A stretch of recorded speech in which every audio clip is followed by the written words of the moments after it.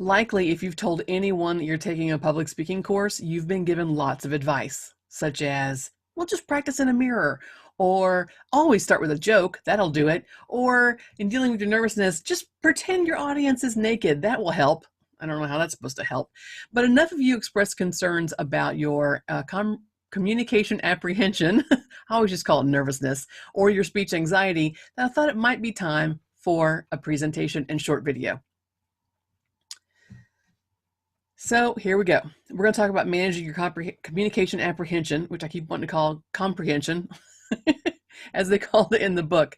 We're going to talk about the types of communication apprehension. We're going to talk about our frame of reference and how that has an impact on our public speaking. Is being nervous normal? Can people tell? What are some things I should not be doing and some things I should be doing? So also some do's and don'ts.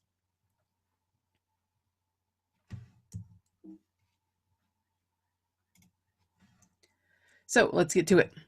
When we talk about types of communication apprehension or speech anxiety or nervousness or whatever you want to call it, it's being anxious about presenting to other people and being nervous possibly about speaking in front of a group, in front of a crowd. And our book tells us about 3 kinds of anxiety. One is trait anxiety. If you think that you're a shy person, that may contribute to your nervousness in speaking to other people. So it's a trait, personality trait. There may be state anxiety, which means it's the environment in which you're in. So maybe you've been asked to speak, but then you're not sure what to do. And so that environment that you're in makes you anxious. Or there's a fear of scrutiny. And I hear a lot of comments from students about why they're nervous. And they'll say, well, people will laugh at me, or I'm going to make a fool of myself, or what if I pass out? And everyone's afraid of that judgment that may come when they're speaking in front of a crowd.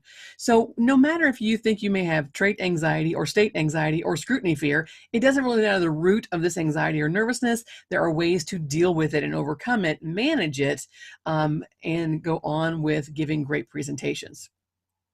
So let's talk about our frame of reference, how we see the world. It's simply our perception of the world, how we see it. It's influenced by all of our previous experiences, the environment in which we've lived, our backgrounds, our strength themes, our talents, all the things that come with and impact us, our culture, our gender, and all of those things create our frame of reference and how we see the world and how we perceive the world around us.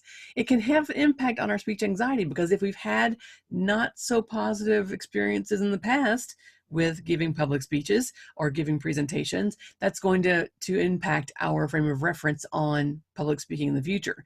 It also has the frame of reference also has an impact on our audience analysis. How we present ideas to the world, it's going to be different than how your audience may perceive it or how they see the world. So as you think about this frame of reference, your experiences, your environment, all the things that make you you and how you perceive the world, not only can it impact how we feel about ourselves as far as our speaking experiences, but also how we're going to present our ideas, organize them, and present them to the audience and their frame of reference as well. So lots to think about in another presentation about frame of reference.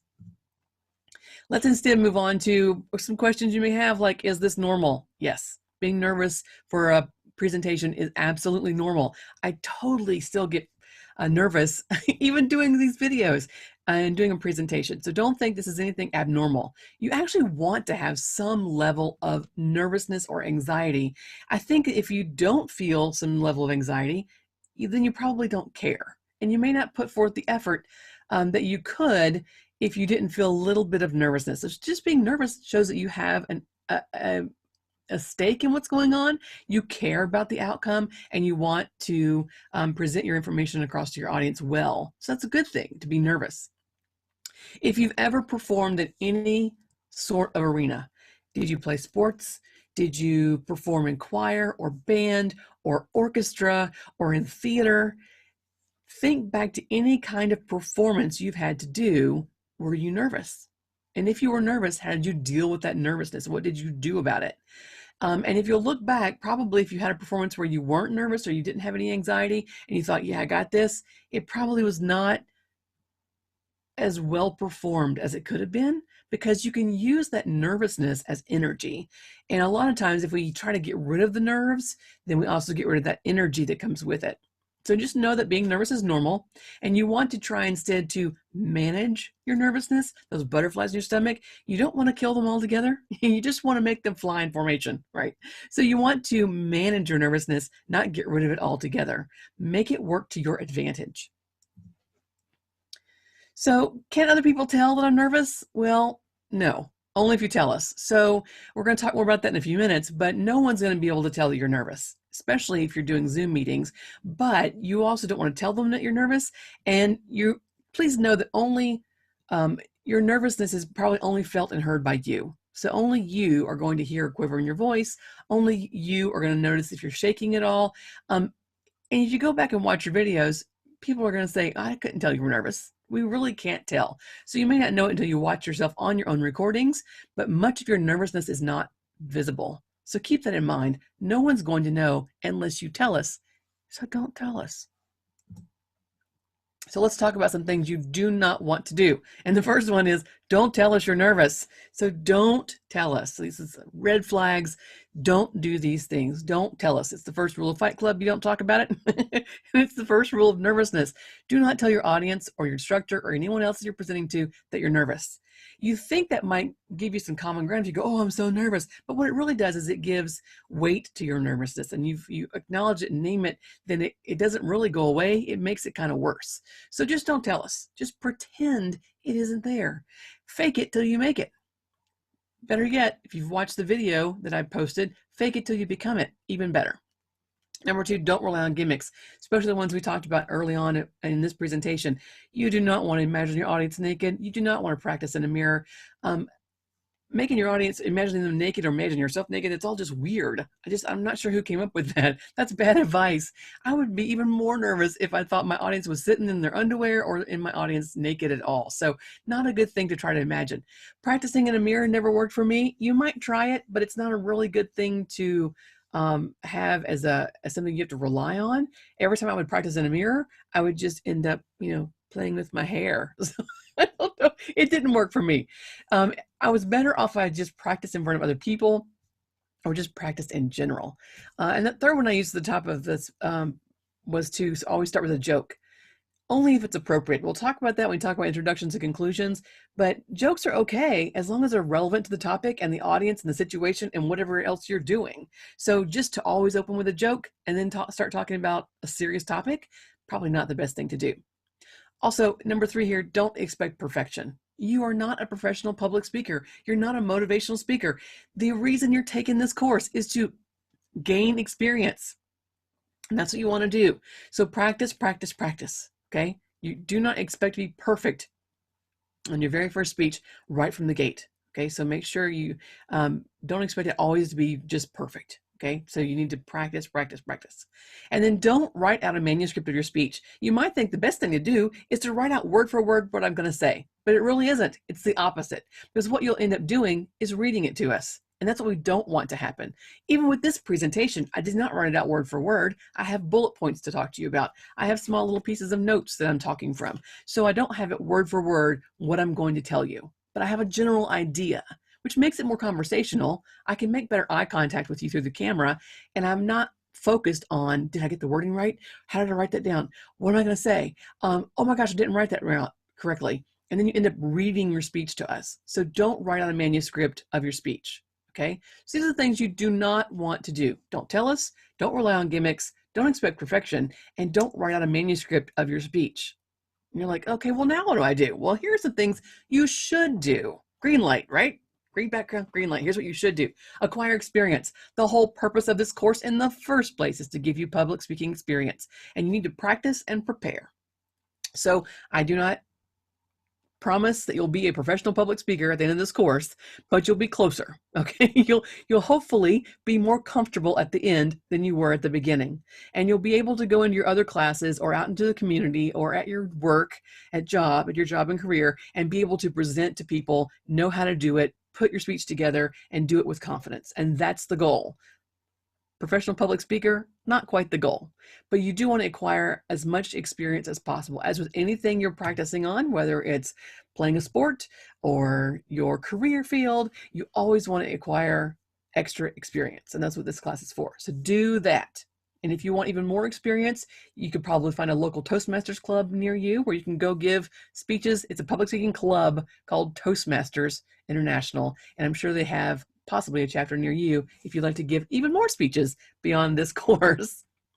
You also should think positively. You've got this. And not, oh, I'm positive I'm going to fail, but think positively. Okay, I can do this.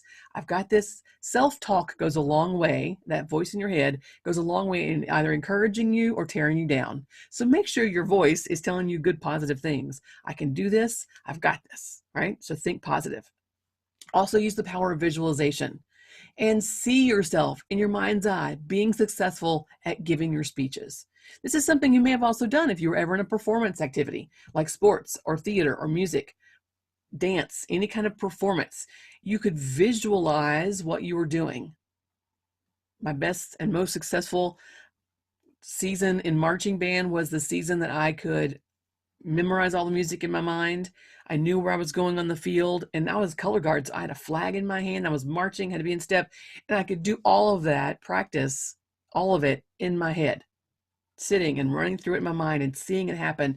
And that helped me a lot overcome a lot of mistakes and have near perfect performances on the football field, on the marching band field. So you use that power visualization, seeing yourself make the goal or seeing yourself act or sing or play or whatever the performance was. Use that technique also in public speaking to see yourself giving a fantastic speech. Okay, it can work. Think about also, our fourth bullet point here is breathe and relax. Right? How do you manage stress in your own life? What do you do when life in general gets stressful? What do you do? Think for a second. How do you deal with stress? Do you exercise? Do you run? Do you do yoga? Do you stretch? Deep breathing techniques? Do you what? Listen to music? Do those things prior to giving your speeches. Try to relax. So the more relaxed you are, the better off you're going to be. Okay. Now, for the record, if you smoke or drink or do any kind of legal or illegal drugs, my official statement is I do not recommend any of those for relaxing before public speaking. So just to get that on the record, a glass of wine is nice in the evening, but probably not the best thing to drink right before you give your speech. Okay. So, but use some of those stress management techniques that you already have to help you deal with some of the anxiety you may have about public speaking. Okay. Breathe. Just keep breathing, right? Think about Dory. Just keep swimming. Nope. Just keep breathing. Okay. And relax. You got this. And the last one, practice out loud. Say your speech out loud. Give it several times. Don't just record it cold. Make sure you are practicing with your visual aids and presentations if you have them.